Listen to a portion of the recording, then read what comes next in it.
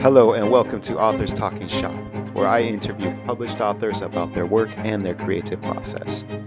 Today, I am welcoming Manta Press author Tim Jeffries.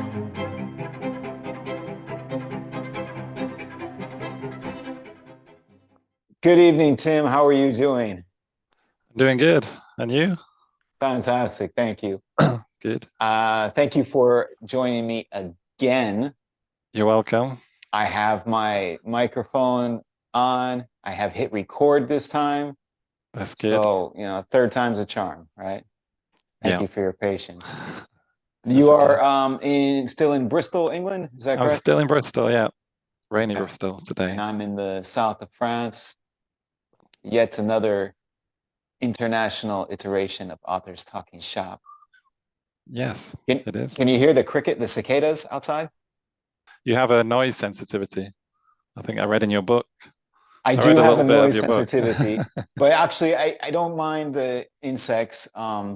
It's just that for the recording, I didn't want it to, Okay. yeah, it doesn't bother me. I have an owl that comes every night, all night, and the owl is like a smoke alarm. The battery is going down, and it just beeps.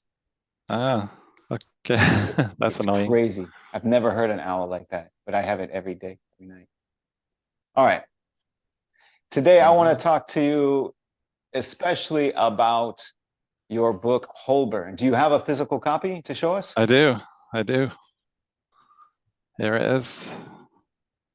Oh, beautiful, beautiful, beautiful. I'd like to, if you don't mind, I'd like to have a go at the synopsis. I love doing Okay. synopsis. Better you than me. Okay. You go ahead. So Gail Drake sends his younger teenage sister, Anna, to the secluded Holburn Academy to keep her out of the clutches of their older brother, a quack spiritualist who goes by the name of the Ghost Whisperer. That's correct. But when a teacher mysteriously dies and Anna goes missing, Gail returns to Holburn to find her. But finding his missing sister means also confronting the spirits she has raised. That's correct. Yeah, that's good. How'd I do? Good? That's a good description, yeah. Thank you. Better than I could have done. I hate describing my own work. It is tough to describe your own work, especially to do in a few sentences. Speaking of describing your own work, how would you complete this sentence? People who like blank are probably also going to like Holburn. Okay, so let's say there's a little bit of The Haunting of Hill House. Maybe The Woman in Black. I have not read that, so I'll take your word for it. Okay, I think there's maybe a little bit of things like Carrie as well. Carrie, Picnic at Hanging Rock, The Wicker Man, maybe a little bit of The Wicker Man. I definitely got strong Wicker Man vibes off of it. What is it about Carrie? I didn't make the connection. Maybe that's teenage girl hysteria, kind of a little bit of that, maybe. Wicker Man. I'll give you Wicker Man and Haunting of Hill House. I was actually the main inspiration, I think, was this film called The Beguiled. Right. It's a Clint Eastwood film from the 70s. I saw it when I was very young, probably too young, and I wanted to make it very like that, but I changed my mind and I did a bit of a swerve away from away from that in the end. But it was an initial influence. And was Holburn a difficult book for you to write? Did it come together very quickly and easily? No, it was difficult because it took it started out very differently, and then I sort of wrote it from the scraps of something that it was initially meant to be, which was more of a sci-fi thing. And I took out from that all the bits that I thought worked, and I sort of built it up into Holburn. But it took years of just chipping away. I wrote mainly short stories, so when it came to writing a novel, I wrote it from scraps of something that I'd already written. It doesn't read like it's built from scraps. It reads very smoothly and continuously. It's almost like you wrote it in one go. It's so smooth. But I imagine Yeah, that came in the editing process. yeah, just a lot of runs through and just making it all make sense. And did you set out to create a novel, or did that just, or a novella, or that just happen organically? Because you said you come from a short story background. That's right, yeah. I intended to write a novel, but I couldn't get enough word. I couldn't get the word count up high enough. I have a problem with just getting past about 40,000 words. I can't seem to get there. And also with Holburn, it all has to happen in a very short time frame, so I couldn't pack enough words in to make it work in that short time frame. But it's true that Holburn, it doesn't waste time getting to it. Like you start and you're very quickly into the story. Yeah, yeah, I think that's important. I like to get straight in to the action. Are you an outliner or are you a pantser? I'm definitely a pantser, although that Definitely a pantser. I wouldn't use that word, but Is that like um, an American word then, I guess? I think so. It must be, yeah. I find the story by writing it. Okay. So the more I write, the more I make sense of what it is that I'm actually writing and what the story is. So I never have a story starting out. I just have a very flimsy idea. So for And in Holburn, for example, what was the flimsy idea? What did you have when you started out? uh, maybe Like not for a flimsy example? idea, but an idea for an opening scene, and then so you write that part, and then you write the next part, and then the next part, and then after a while, it starts to make a story. It starts to make sense, and Wow, I've then never, I do almost the opposite of that. When I write, I have the ending in mind, which is generally a very extreme or dramatic event, and then I'll work backwards. What happened to the protagonist to make them take that decision or to get them at that critical point. And so I'll just write. I'll have the ending in mind, and I'll go back, and then I'll write up to the ending, and then I'll go back oh, again and you go don't even write the further. ending. And usually what will happen is my first draft will be relatively short, be like 30 or like 40 or 50,000 words. And then I'll go back even further, right? But then I always go to the same ending, but I always have the ending So, in mind. Yeah. so it's kind of similar to the way I do it, but you're instead of starting from the beginning, you're starting from the end, and then you're finding the story Yeah, I'm going finding the story backwards in reverse, rather than exactly. going Yeah. forwards. But I always know how my novels are going to end. And that's Okay. when I have the ending, that's when I have and it's really just like something dramatic. For example, I have one where a man climbs a hill and he castrates himself, for example, which is a horrible thing. And then I'm trying to think what had to have happened to this man that he would take that action.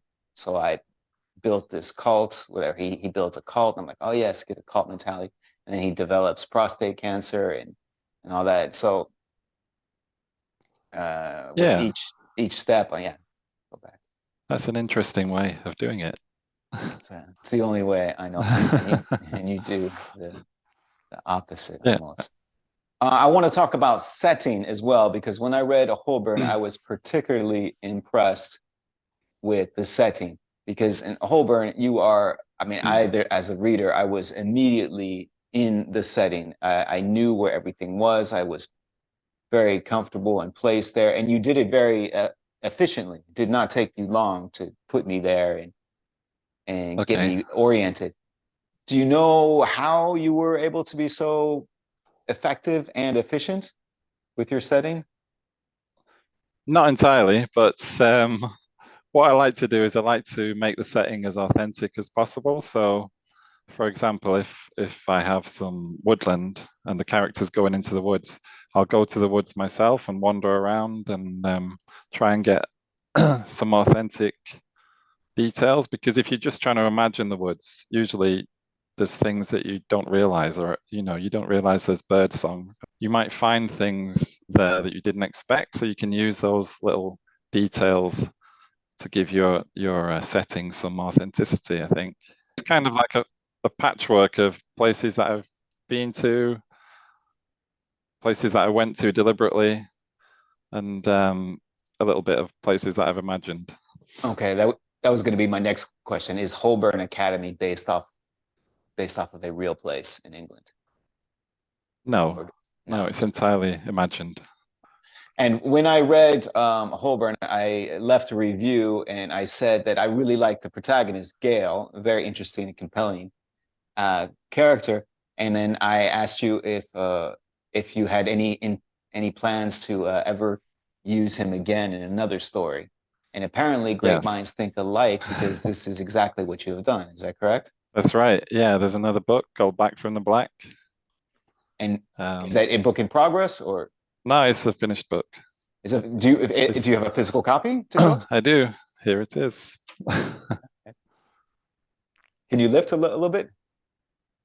Okay. Oh, All right. Beautiful. That's Back from the Black. so What can you tell us? And Gail is the protagonist of this story as well, or he makes a cameo? yes, he is touring as a guitarist with an 80s band that has reformed, and some supernatural elements are sort of clinging to this band, and he has to deal with them.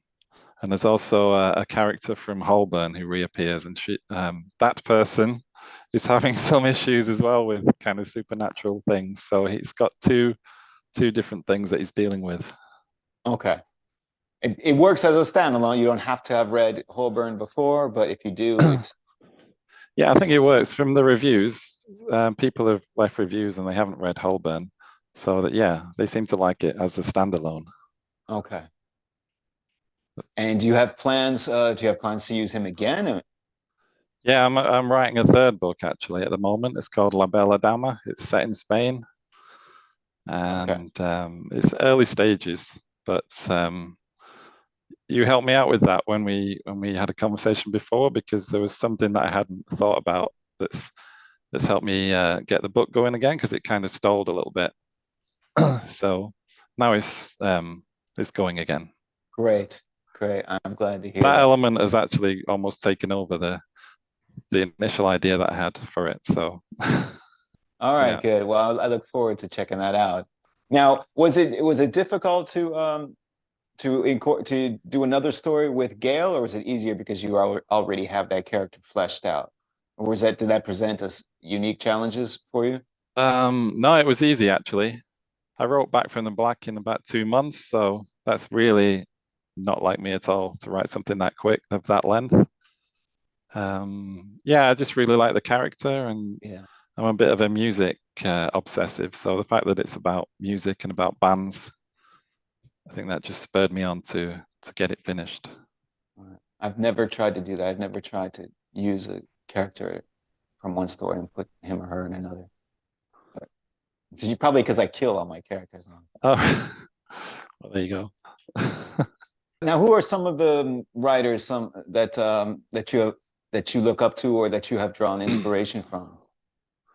Well, I spent a long time reading short stories, like years and years, just reading short stories because I was obsessed with the idea of writing the perfect short story. I thought that if I wrote a great short story, it would sort of make me as a writer. I had this idea. So I Okay. just tried and tried. So I read a lot of short story writers just to try and learn from them. So it was people like Laird Barron, Okay. Jeffrey Ford, Rebecca Lloyd, Robert Aikman. There's a writer called L.S. Johnson who I really admire. Okay. Not well known, but a really good writer. And just recently, a big influence on me was this guy called Andre Dubus. Um, I don't read a lot of short stories. Yeah. no, but he's not a horror writer, but he's a great short story writer. A question I always ask the authors I get the chance to interview is writer's block a real thing? I don't believe it's a real thing, to be honest. Yeah, I I'm think with you. that it's possible that you just have sort of exhausted your abilities. You need to go away and just do something else for a while. Nothing. I'm with you. I often say that writer's block doesn't exist. It's just an excuse for laziness or and not just laziness, but I feel like a lot of writers don't write because they want their writing to be perfect. So that's this Yeah, that's right. fear of making mistakes, this quest for perfection that keeps them from writing. Yeah, the thing is with writing is that you can you can always amend it. You can always go back. You can throw bits out. You can add bits in. It's never set in stone. It it's funny that you said set in stone because I used to be a studio musician like way back in the days. And we had this idea that everything we put on track was something set in stone. And it took me a few years to realize that what I'm putting on tape with in the studio is it just a reflection of who I am as a musician at that moment. And it's okay if it's not the best thing ever recorded. It's just a testament. And then next year, in a few years, I'll be able to do something else. So it took me a while to get comfortable in the studio and get the stress level down because I realized I'm not going to lay down perfect tracks every time. I'm just going to be me as a musician, and I'll have to live with the imperfections.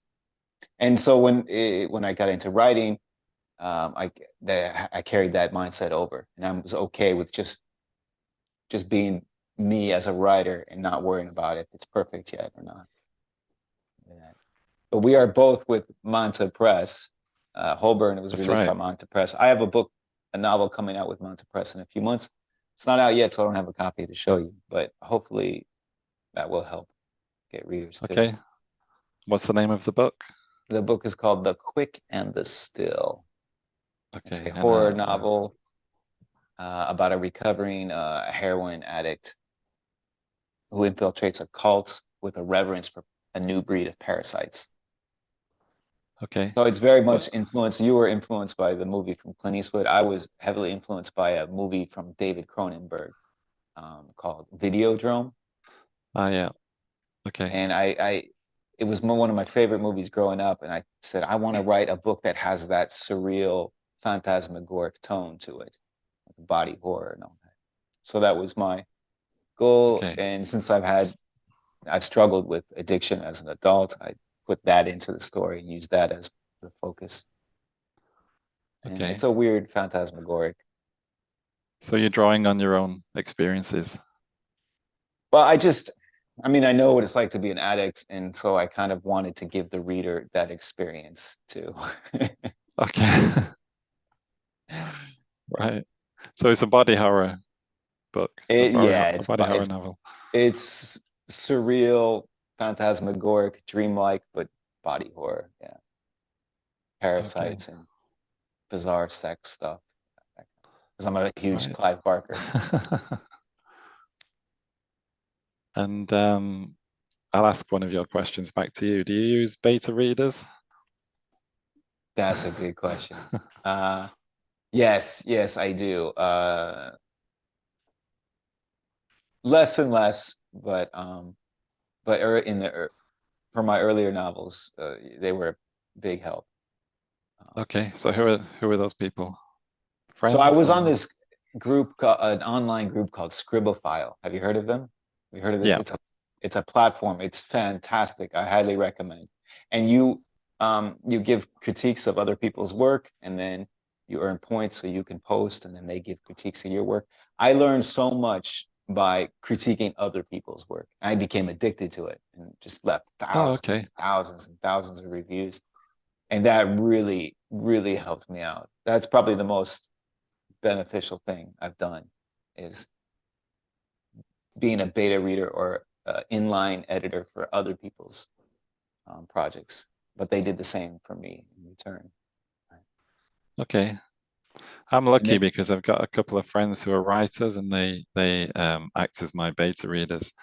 And having that is really it's a really fortunate thing to have someone who's prepared to read something and actually feedback on it. So it's a big ask, I think, for someone to read something and to invest that time in it. so you used beta readers for Holburn?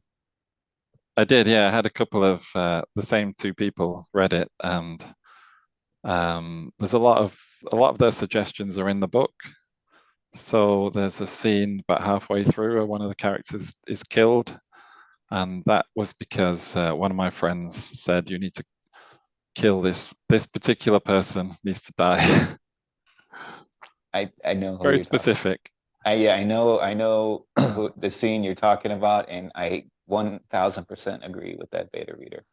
That was a Yeah, very I could good never scene. understand why that specific person, but he wanted me to raise the stakes, and so that and my other friend just said it needs to be more strange, more weird, more scary. I'm always being told to make things more dark, more scary, more weird. Lucky you. I get the opposite. Ah, I'm envious. I get a lot of, well, from my mother. She's like, why don't you write something nice? You're so talented. You could write something nice and make people feel good. Yeah, no, I still get that. Yeah. Even, but then people are saying you're a horror writer, so this needs to be darker. Oh, good for you. When I hear people say, "Oh, why can't you do something nice?" What I hear is, "Why aren't you somebody else?" And it really kind of hurts, you know. Oh. Really? I mean, that's how I interpret it. Like, why are you who you are? Why couldn't you be somebody different? Well, I don't think it's a very nice thing to say to a writer. Why couldn't you write something different or do it different? That's I've sort of come to terms recently with this idea that I just like dark, messed up stuff, and that's just who I am. That's just what I like. yeah, I'm the same way. I don't know why, but I'm comfortable with it. No. I'm not a bad Yeah. person. Do you have any So, advice for aspiring writers or young writers who might be watching? yeah, I have some advice. I don't know how much use it would be, but I think it's important to get a routine when you're writing. Um, that's a good way to actually be productive as a writer is to get into a routine. I think your brain sort of you train your brain to be writing at a particular on a particular day at a particular time, and it just does that. That's what I think. Also, a good one. If you're stuck with something when you're writing, a good thing to do would be to take one of your plot points that you have. If you already know what's going to happen, you've got one of those plot points already mapped out. Take that and throw it out and think of something completely new, and that'll get your story going again. Would you agree with Okay, that? yes, I do those things as well, and yes, I agree with you. They find them There was a quite helpful. great piece of advice that I can't remember who said it. I read it somewhere where they said if you're stuck with a story or a novel, have somebody knock on the door, and then you're introducing a new character who's going to get the whole thing going in a different direction. Okay, That's all good right. advice. So, what can your readers look forward to from your work in the near future? Okay, so I just finished another novella which is called Dead Wax, and it's about a music journalist who's investigating a song that he believes to be cursed and that he believes to be responsible for his girlfriend going missing. Okay, There's always a missing girl or woman in my stories, that's compelling. and Yeah, I it's love that premise. and that's linked to a couple of short stories that I've written already. I think there's four short stories altogether that it's linked to. So it's like they're all like pieces of the same puzzle. Okay. And And where can we find out about this? Where can we get copies or this isn't actually published yet. I'm hoping to find a publisher for it, but if not, I'll publish it on my own imprint. it takes a long Uh, time. yeah, that's another frustrating thing about being a writer is just finding publishers. Yeah, some people are amazed. Like the book I have coming out with um, Manta Press, I wrote it 8 years ago. 8 years ago, Yeah, and all so that it's hard. time looking for a publisher. Well, after at first I was spent years looking for an agent, um, Okay, which is like trying to win the lottery, and then that didn't happen. Then I sent it to small independent presses, and then finally, when they get back to you, I received some contract offers, but I'm kind of picky, and I ended up not signing. So then I went Yeah. back and forth between agents and small presses, and finally with Manta, I said, yeah, it felt good, so let's do it. Let's give it a try. But yeah, Yeah, 8 years, so it's it's difficult. I mean, it's my new book, but it doesn't feel very new to me. no, no, I Yeah, get that. I don't have a lot of patience. There will come a point where I'll just say I'm going to publish this myself because I can't keep sending it out. yeah. But there isn't a with the small presses, there isn't a whole lot of difference between that and actually doing it yourself if you're able to. So That's what I'm discovering. I mean, I have this came out last year. This is from Running Wild Press, and this came out last year. It's a collection of 5 novellas, and the same thing. I wrote it like 7 years ago, and but I went back and forth with agents and turning down contracts. But yeah, I might as well have done it myself because it doesn't sell. And in yeah, fact, I did do it myself because I did it in French. I just did the French version and put out the French version myself. uh, So now I have I, two versions that don't sell. I do think I have learned a lot actually from publishing with Manta Press, just from things that the other authors are doing to promote their work and things like that. So I think a little bit of both is good. Failing actually getting an agent and getting published by a big publisher, but that's what I try and do. Try and just do a little bit of both, self-publish and try and publish with, just to learn things. I think that's good. So you got some other books up there. You going to tell us about those? Oh yeah, speaking of the perfect short story, I have these short story collections, but this one Okay. is So the perfect short story is in one of these books, is it? I, Is that what I you're telling mean, me? it's a tongue in cheek. I mean, there are definitely some stories in here that I like a lot. I'm not going to say they're perfect, Okay. but this is a collection of short stories that were published in other anthologies and literary reviews, and I just compiled So, them together. This is like 3 years of my writing career and spanning so they're all previously published. most of them, not all of them. Okay. Some were too weird to have been published, and I included them here. But I moved around Okay. in those 3 years. I moved around a lot. I still don't know where my home is. So I keep moving countries. So all the stories are grouped together according to the country I was living in during their creation, and each section is prefaced with a biographical essay. So I call it travel log fiction. It's called The Orthography of Madness and Misgivings. Okay. And this is And then novellas, a collection of no, no they're like the short stories are generally 2 to 4,000 words. I mean, there might be one Okay. that's 1,000 words, but they're pretty short. Yeah, like 27 plus five. I mean, there are 5 sections, 5 countries, so 5 biographical essays plus 27 stories, I think. Okay. And then a tongue-in-cheek or a collection of modern tongue-in-cheek horror fables, stories to Okay. tell your children, assuming you are a very bad parent. So This these is are like bedtime stories. yeah. I mean, there's quite a bit of silliness in this. Oh, okay. Yeah, I it's see. pretty. So, It's like I wrote this. I imagining that I was like Morticia Adams reading bedtime stories to my children. This is that kind of vibe. oh, I see. So is this actually suitable for children or not?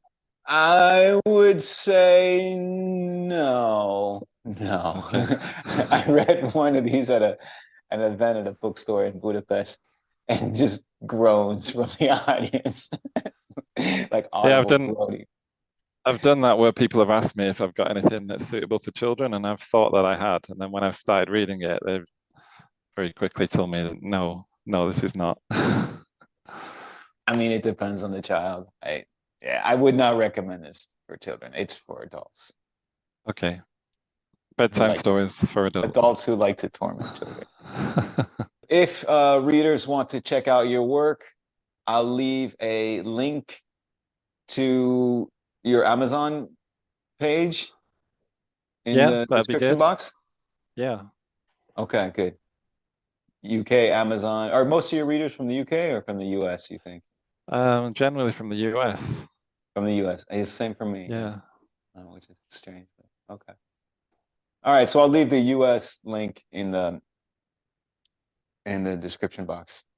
Okay, great. Yeah. I think we should do this again when your book comes out. We'll do it. Oh, I'll okay, good. interview you about All about right, your book. good. And that will probably be November, and you think you'll have something else out by then? Huh? No, I'll interview you about your book. We'll talk about your book. Okay. All right. Well, I appreciate your patience with me and my non-tech savviness. Okay, no problem. And it was a pleasure. And I'm wishing you, your work, and especially Holburn, lots of success. Thank you. Same to you. Thank you for watching. Hit those like and subscribe buttons for our efforts. It's greatly appreciated. I've left links in the description box for you to check out Tim Jeffries' work. I really liked Holburn, and I think you'll like it too. Do let us know what you think in the comments below, and I'll see you at the next video.